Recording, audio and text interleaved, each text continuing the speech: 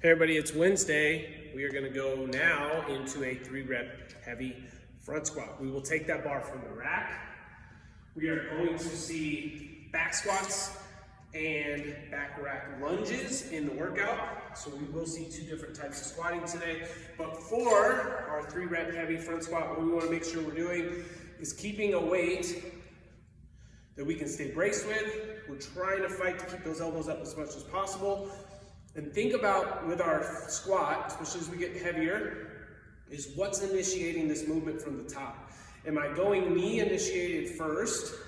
What tends to happen there is my butt will drop straight down and forward, and then I have to readjust to then get back and go down. Or am I going hips down and back first, which is what we want to see, where we kind of get those knees set. We think about the butt going down and back. Then we can start pushing those knees out and getting into our squat position, okay? So if you notice that every time you go to squat, you're going knees first and then readjusting, let's take that step out. Hips go down and back, nice and strong there. With bench, we talked about breathing. Same thing is gonna apply to this front squat. Let's make sure we're taking that big breath at the top. You then want to brace and hold that through the rep on the way down. And then let it go wherever that sticking point is coming up on the way up. It will get heavier as you're pushing into those 3-rep heavies. Think about if we had a string on our butt and a string on our back being pulled up together. So that way one side is not getting pulled up first. We want to think about as we drive, pushing those knees out and keeping that torso angle as similar throughout the movement as possible, so it's not changing with the butt coming up or the shoulders popping up first, whatever it might be. So think about that as you're going. For the workout, we have 3 rounds for time, and it's a 14-minute cap.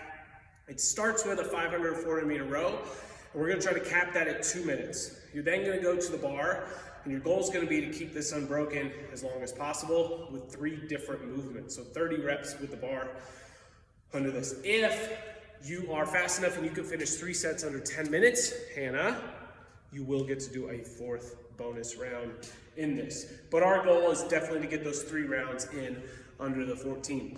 I want to talk about the rower real quick. When we get set up on the rower and then we start rowing, what I'd like to see, especially when we're talking about rowing for this power here and this speed, we want to keep this under 2 minutes for our 500 or 400 meter row. But think about how that fan is moving. So as we get pulled, set up, and we pull back, okay, we don't need to speed back in. We definitely don't want to see where our knees go first, and we're starting to move this around the knees. But we also don't just need to be super fast and not getting much power out of the pull. You can get even better speed if you're paying attention to your monitor. If you do a nice strong pull, think about pushing through the heels, getting a big drive, pulling those elbows back.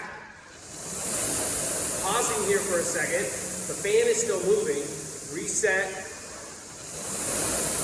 Pausing here for a second.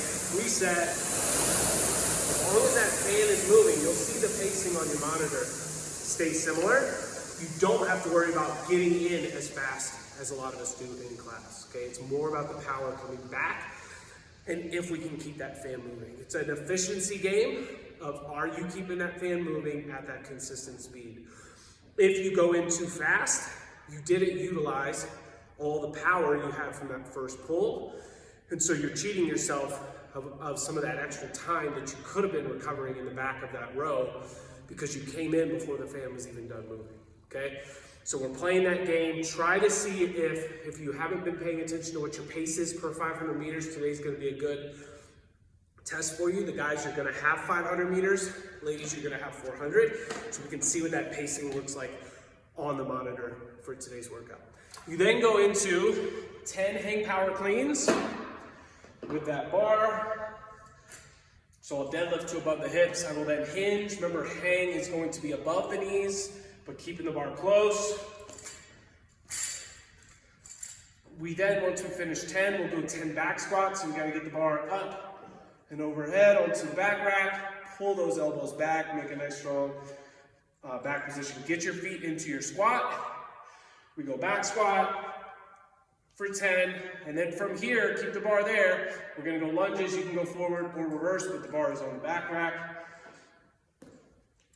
Knee hits the ground, torso stays up. 10 total, so 5 on each leg. There.